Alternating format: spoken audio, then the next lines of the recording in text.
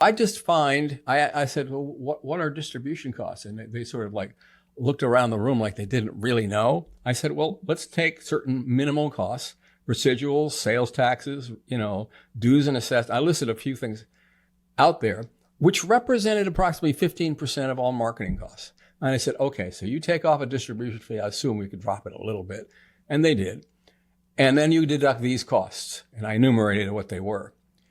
And then my client gets the rest because we paid the production costs. So we take that and move. The difference between those 5 off the tops and distribution costs, generally speaking, distribution costs can almost equal what it costs to produce the movie. So if I'm deducting that much, the likelihood of my client seeing any money is very minimal. And so what happened was you take these minor costs, which are basically 15% of what the actual costs are, and we get the rest with a reduced distribution fee. And in those days, we had a marvelous new technology called facsimiles. There is a place in the world where they still use faxes in Japan for lunch orders. But anyway, that's neither here nor there. So we actually made the changes in that room.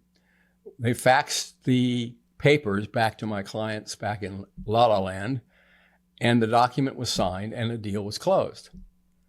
I turned what was basically a net profits deal into an adjusted first dollar gross deal. And my clients made out like bandits.